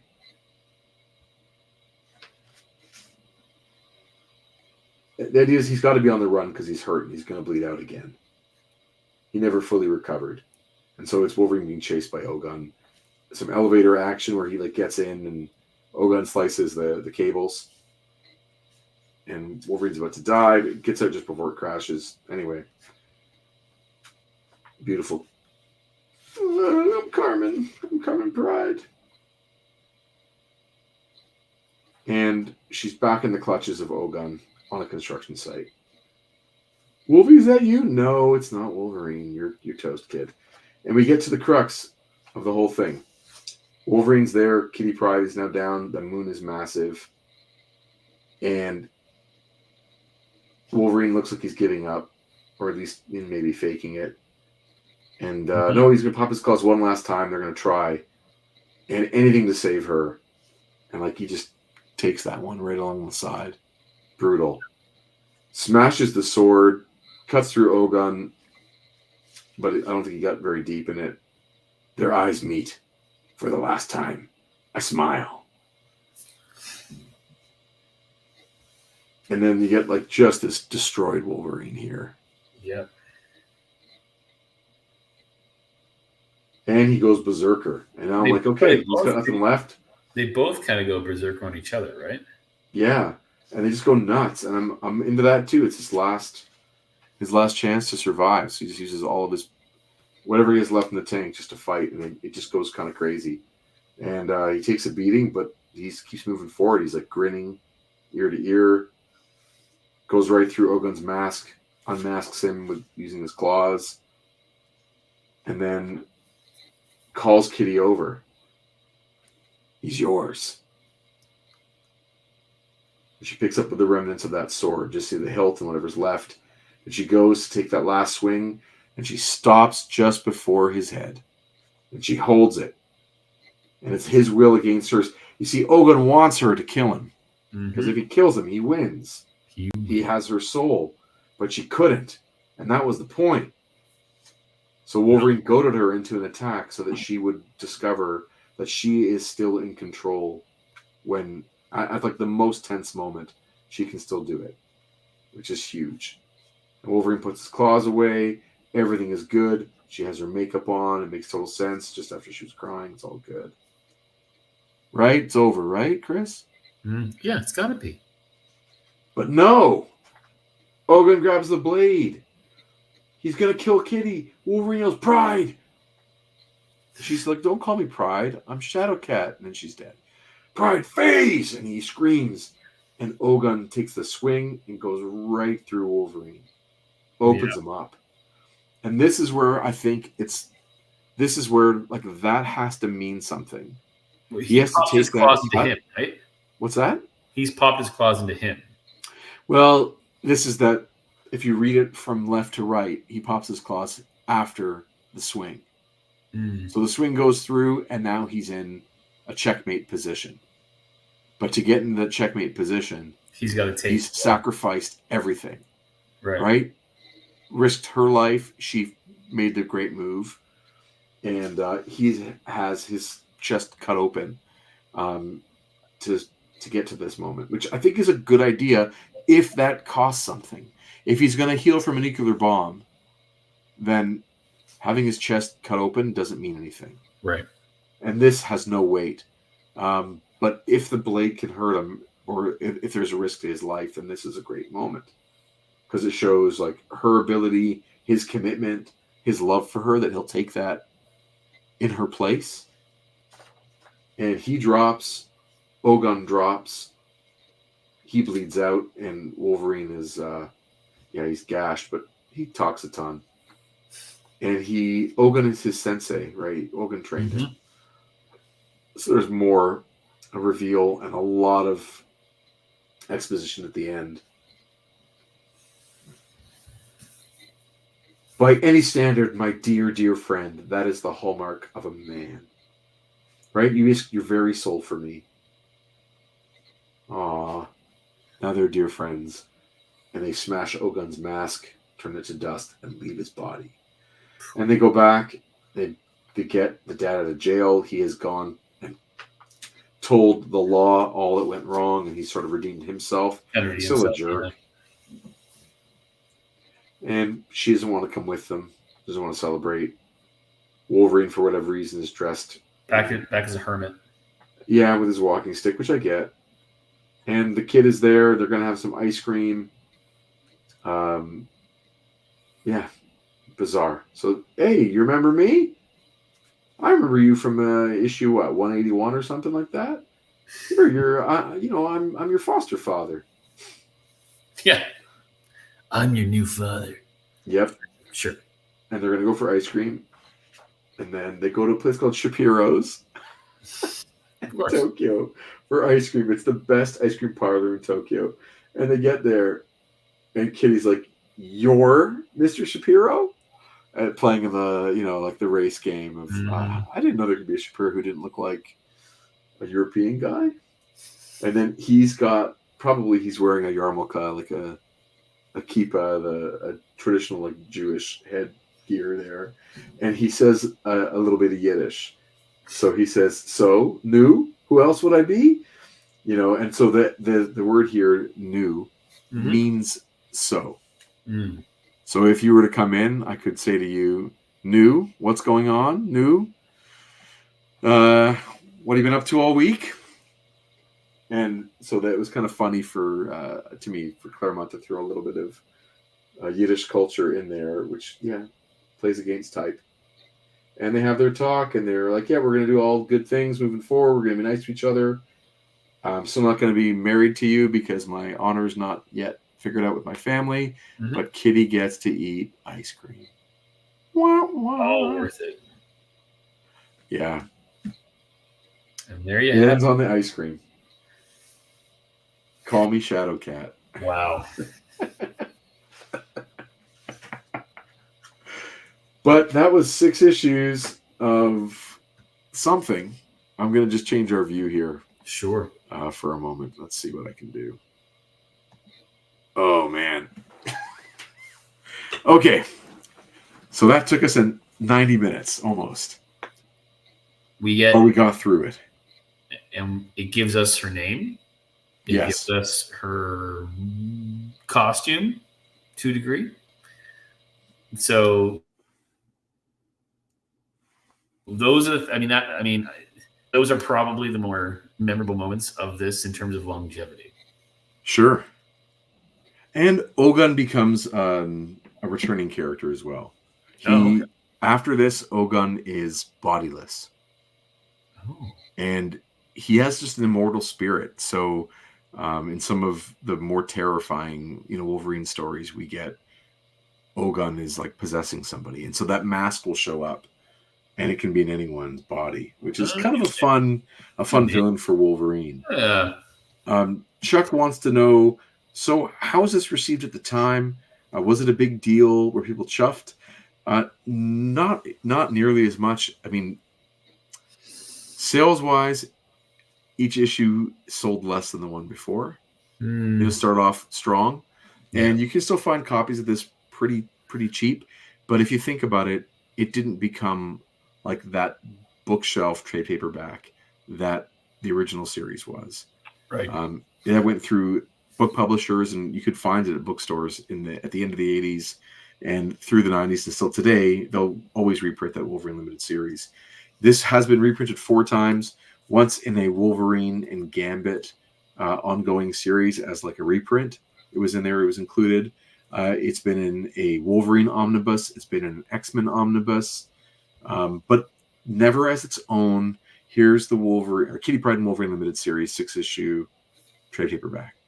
Which says something. I also think Alan Milgrom's place in history seems to be more of his value as an editor. He was the guiding force behind, 60 or 80 issues of Marvel Fanfare, which was this kind of interesting, what's the word when you're going to say it or I'll say it as I'm trying to describe it, when there's a story that is in the drawer that they don't have a purpose for yet, inventory. Yeah. So it was a title that was publishing inventory stories and things that they couldn't find another place to publish within Marvel. And there's some really neat stuff that happened within Marvel Fanfare, but he's the creative and editorial guiding force of that series, doing some fun comic strip pieces at the beginning and end of each issue. So that seems to be his legacy. He also drew Secret Wars 2, which is just god awful. And he gave this same haircut from Kitty PRYDE to the Beyonder, but he had more Jerry curl in it. Soul Glow was the stuff from Coming to America. The Beyonder used Soul Glow. It wasn't the most flattering look. So no one was really excited about this. I think if you just wanted your Wolverine fix, you could get some of it in there, but there isn't really a great representation of any Wolverine moments. But I think the pieces are there. You get Wolverine's evil, sensei, who has abilities that Wolverine does not have, who has, again, hopefully like this weapon that can do harm to Wolverine. You get Wolverine's apprentice turned evil, who can be a huge threat to the underworld or to destabilize things in Japan. You get a toddler throwing ninja stars. I think all the operatic pieces they're here for this, to wreck Wolverine's soul. All the pieces are here. The execution is just subpar. Like pulling that taffy too much for 6 issues, too much narration, too much Kitty Pryde, and but they just watered down the broth too much. I do think there is some substance there, but man, it could really go for a 3-4 issue awesome redraw. But again, this becomes the template. The other thing, the artifact you're talking about, this idea of Wolverine and the surrogate daughter or mentor apprentice thing. This is like the first kind of formal pairing of him with a character in name, and we're going to see this trope again and again in Wolverine's legacy in every version of Wolverine. Have you seen that the Marvel Legends is doing all these 50th anniversary Wolverine 2-packs? I've seen some of them, yeah. I think there's 4 of them. Again, in the chat, please correct me if I'm wrong. There's a Wolverine Sabretooth. There's a... sorry. I don't mean to do that. There's a Wolverine like patch with Hulk, Mr. Fix-It. There's a Wolverine Psylocke in her Lady Mandarin outfit when she's from Jim Lee, which looks awesome. And then Wolverine is the Brood and Lilandra. Is that the 4th? It's kind of neat. Like I kind of wanted to see Wolverine with one of his girl partners, whether it's not that they needed an updated Jubilee or a different outfit for Jubilee, but maybe him and Kitty Pryde, maybe him and Rogue, maybe him and Jubilee in a different look. Or I mean, if they had have been so awesome as to give us like a Fox, Logan, and X-23, sure, like something, because that seems to be just as much as him with an adversary, like Sabretooth is iconic. Him with the younger woman apprentice is iconic too. It's a mainstay of his legacy, cool. I think. Yeah, for sure. Yeah, I don't know, man. You have anything else you want to add to that? Like, or for this one? Again, like I when I read it and we were quickly chatting about it, I was saying, there wasn't really anything for me memorable. There's something there. Execution doesn't do it much justice, but then there are these artifacts that even like the reaction to Guardian's death. Like there's some cool little pieces in here, but spread out over 6 issues this could have been like a max 4, maybe 3. Or if they wanted to get like a really great illustrator, do a graphic novel, and make it something intense. But Elgin as a antagonist, I think is good. Yeah, I'm all into it too. Yeah. It's going to be interesting to see how long it takes for Ramita to figure out how to draw her. If I remember correctly, he's going to give her like puffy curly hair underneath the bottom of her kind of mullety thing, and like a little bit spiky and poofy on the top, tucked into that mask. But when you get an artist like Alan Davis come on for a couple issues here or there, and then eventually in Excalibur, she gets this amazing head of hair going that is like, I mean, this is just like a very subdued version of that, but eventually she gets a look that is amazing, and she's adorable and beloved by everybody. But I'm interested to see how like the costume kind of changes as they figure her out. I do really love her in that X-Men training costume though, especially when they that X on her head and the mask. That was a kind of a fun one from Paul Smith. Yeah, I was into it. But there you go. Hey, can I show you something else? Yeah, do it. Those X-Men 97 figures have just been showing up, and last time in the chat, I think it was someone asked me if I was hunting down any of these yet. I got my hands on Cyclops. Nice. And I changed the head. The head that came with it, I didn't really like, and I don't remember where I put it. Did it come with another head? He comes with 2 heads. Okay. One of them being this one, which you can attach this piece to. Yeah. But hair color I don't have an issue with, going okay.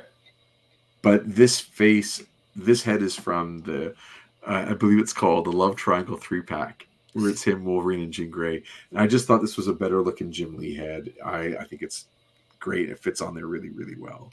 It has a look that I like. So I got this one, and it is such a good Cyclops figure. The weight of it, the posability, everything about it is like just bang on. Well, I've been, as you know, I've been going through the old series in prep for X-Men '97, and I'm on season 4, so I'm almost there. But a couple more weeks. It's so funny because, my gosh, every episode has the same tropes, right? Every episode, Wolverine makes a threat about something, and we'll be there to clean up the mess or something, and pops his claws. Like it's always. But every time he gets in a brawl, whether it's he's fighting metahumans, aliens, angry villagers, I just watched the Nightcrawler episode, he gets beat up. Right, he never lands a punch. He never lands. He constantly gets beat up. The entire series. And Jean Grey constantly goes, "I'll use my mind," and then gets like picked up. She's like, "Oh!" She's always the damsel in distress. It's like this is Storm. Rare, because it's because I haven't watched them in sequence. It's like boom, boom, boom, boom, boom, right? And like Storm sometimes uses other powers, but it's almost exclusively lightning. Like it's really funny to like every episode, and the other thing I was gonna say was, and people, this is not. I'm not trying to hate on characters or anything. This is just what I'm noticing. I am so Gambit. Aside from the outfit, which I don't understand, I had the trench coat, but the body armor, I don't know what that is going on there. So he throws his playing cards, and he's always throwing playing cards. He occasionally throws other things, but it's always playing cards. Like in my head, and validate this to me. In my head, it was like someone came up with an idea. Maybe it was Jim Lee, I don't know, but it's like, here's the idea. He's going to throw these cards that are charged, which is kind of like a fun little thing to do. But when you do it every time and only that thing, it's like, can someone just take his playing cards away? Like, I don't think like it's so like the show, again, this is just because I'm going through it at like hyper speed, but like because I'm doing it and I've got 30 years of television watching behind me that I didn't have previously when I watched this show. It's every episode, all those characters do the same thing every single episode. Yeah, it's Gilligan's Island, right? The characters it's wild. Anyway, it's wild. Well, and Rogue never seems to understand that if she touches somebody, I've got their thoughts in my head. It's like, Rogue, like, how many times have you been through this? None of them learn. It's so terrible. Because I did this with, I burned through, just to put it in context, I burned through the Clone Wars in prep for that last season. I was like, I gotta watch it all. And so I spent like 2 months just watching everything. And that show, like, I oh my gosh, I love that show. And then the final season was great. I was thinking about this as watching X-Men. I'm like, I never thought about this like during Clone Wars, but this one, it's like every single episode, they all do the same thing again and again and again. Yeah. Sorry to get that off my chest. No, it's fair. The show was never intended to be watched by grown-ups, and it doesn't hold up. Multiple episodes a day, right? If one does not have the nostalgia from being young, really young at the time, just compare it to like my experience watching G.I. Joe today. Like those things they're pretty ridiculous at times. But the amazing thing is that there is something magical in there. Like and this is actually connected very much to this Kitty Pryde Wolverine limited series. There's the text that actually, as it exists, whether we're talking about the series, the limited series, or the animated series, the texts exist. Yeah. They are quantifiable. They're measured. You can lay them out, see exactly what's there. But there's also like an idea that is greater than those things.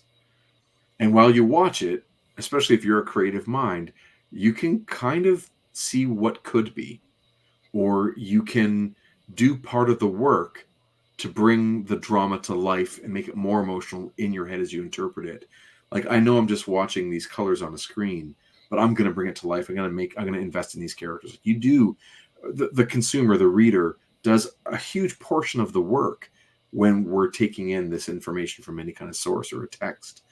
And I think there's some real beauty in that. And there's something magical in that X-Men show, even though the show itself does its best to make sure you don't find it.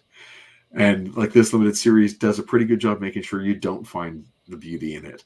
But there is something magical in there that we as readers can elevate and we can fall in love with, almost like the idea of what's there is. I think the idea of what's happening in X-Men is actually better than the show itself. Right. I feel that way about G.I. Joe too. And one of the things that might be so cool about X-Men 97 is it might be a closer realization to the beauty that's in that old show than the old show actually. As long as I can see charged up playing cards every episode, that's all I care about. I'll give you an example just to play on this theme for a second. Is like in all my years reading Marvel Comics as a kid, watching the battle in Endgame was greater than any moment I had ever seen. It was like the moment encapsulated the battles that were in my head that were the most amazing. And to see like Cap get broken down to nothing, have nothing left in the tank, and then, strap on that shield with his gashed open arm and go to face that whole armada. That was better than any of the times that he did something like that in the comic. He did that once against Thanos, and it was just him and Thanos. Like there wasn't a whole army there. It was like he's going to fight Thanos and he's going to lose, but he stood his ground. And like him doing it in front of, like, it was so great. It was better than what I imagined any of those battles in the comic could be. And I think that this might be something magical in there. And I'm rooting for that magic to come out in this show a little bit. And I'll definitely be there to do my fair share of the work. Like I'll bring in my imagination too to elevate it again and just have so much fun with it. So it doesn't have to be a perfect show. I'm still going to love it. Oh yeah, no, I'm not suggesting that. I'm just no. I know you're not. I'm not trying to. Yeah. I'm not trying to go against anything you're saying. I'm just getting excited, and I know that it's not going to be. What's the greatest show of all time? Let's just say, for argument's sake, Breaking Bad or Sopranos or whatever. I know it's not going to be that level of sophistication and so rewatchable, but I think, or season 7 of Clone Wars, I think it will be so much fun. But I'll do a lot of the work too. Yeah. I'll bring my figures. I'll be playing.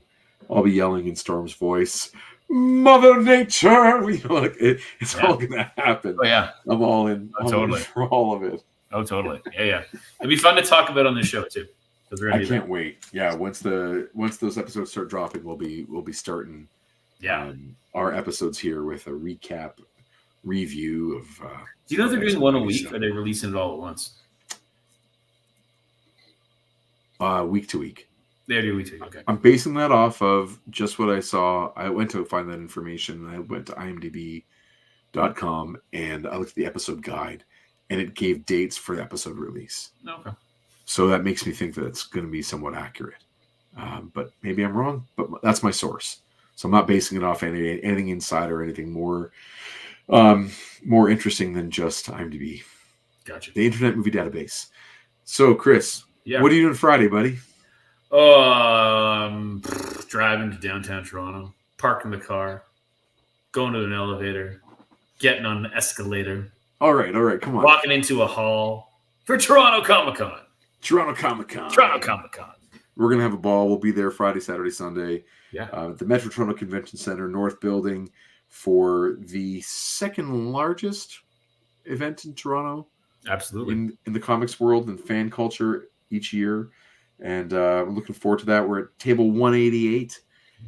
As one of the comics guests at the show. And I'm looking forward to seeing friends, meeting new friends, meeting new readers, and hanging out with my buddy Chris Sanigan for the weekend. And it's going to be good times. Overpriced pizza. Yeah, man, always. Hey, by the way, do you remember when we went to Dollarama and I got this as a backup? Yeah. So I did a wash on my thing to kind of make his rocks. Oh, Nick, if you're still here, I know Nick collected this line. I put a wash on this guy to make his rocks tender. I didn't go very extreme. It's just a gentle wash, but it made his rocks pop out a little bit more noticeably. Absolutely. So I don't know. He just needed a little more. This figure is just really quite plain, and I wanted him a little more. I also did Thor's boots because they were just plain yellow as well. But anyway, yeah. So you can find us and our books at Table 188 all weekend at Toronto Comic Con. Looking forward to it. We haven't announced it yet, but April 7th, there's going to be the Toying Around Toy Con at the Thornhill Community Center in lovely Thornhill, Ontario, my hometown, where I grew up. We did talk about this last week. We did, We did, yeah. Even though it hadn't been posted, it hadn't been officially announced. We were ahead of the curve on that, so we'll be there as well on April 7th, which is a Sunday, and I'm looking forward to that one. It should be a good hangout as well. And the rest we can promote later on, yeah? Absolutely. All in good time. And that brings us to the end of another episode of Previously in X-Men. Thank you to my good buddy, writer of Group of Seven and Peregrine's, Chris Zanigan. And you can find out more about our comics and upcoming appearances at groupofsevencomics.ca. Remember, that's the number 7. And you can follow us at Group of Seven Comics on social media. Please click like and subscribe and tell us your take on X-Men comics in the comments below. Did you enjoy Kitty Pryde and Wolverine? I do not know if I'll ever read this one again, but I'd love if someone wanted to redo it. I would love to see a fan rewrite, some fanfic of that. Join us next week, of course, as I believe we will be tackling 192? 193? Why, did this happen already? Maybe not. Come on. 192. Is 193 double? I think so. I got to read 192 then. No. All right. That's awesome. And All that right. being said, thanks, Bub. And good night. And stay Xy.